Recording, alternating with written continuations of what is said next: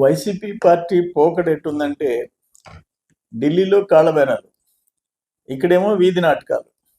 ఆంధ్రప్రదేశ్కి వచ్చి ఇప్పుడు యూరియా ఫర్టిలైజర్స్ ఆల్ ఓవర్ ఇండియాలో ఉండే షార్టేజీ. దాని విషయంలో కూడా మన ముఖ్యమంత్రి చంద్రబాబు నాయుడు గారు సెంట్రల్ గవర్నమెంట్లో ఆ కేంద్ర మంత్రితో మాట్లాడి 50,000 టన్నులు కూడా అప్రూవ్ చేయించుకున్నాడు. సమస్య లేకుండా నెట్టుకొని పోతున్నాము. ఇది తెలంగాణలో ఉంది, అన్ని రాష్ట్రాల్లో ఉంది. అది నిన్న అక్కడ ఉపరాష్ట్రపతి ఎలక్షన్ జరిగింది, అక్కడ కాళ్ళు పట్టుకునేది, ఇక్కడ వచ్చేసేసి డ్రామాలు వేసేది. ఇది మనం ఎక్కడ చూడలే.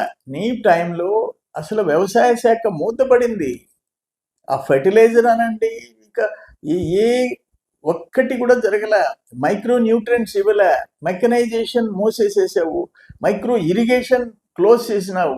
మేము మాట్లాడుతుండవు అక్కడ ఎంఎస్పికి ఒడ్లు కొంటే, ధాన్యం కొంటే 6 నెలలకి జమ చేశారు.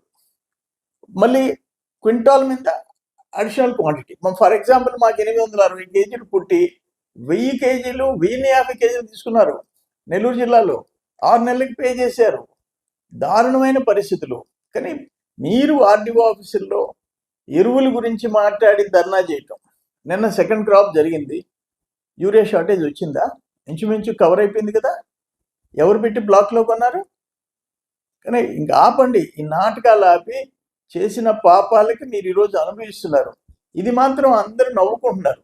అక్కడ అన్కండిషనల్ సపోర్ట్ ఢిల్లీలో.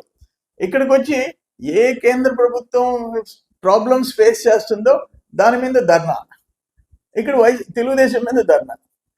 చూసి నవ్విపోతారు.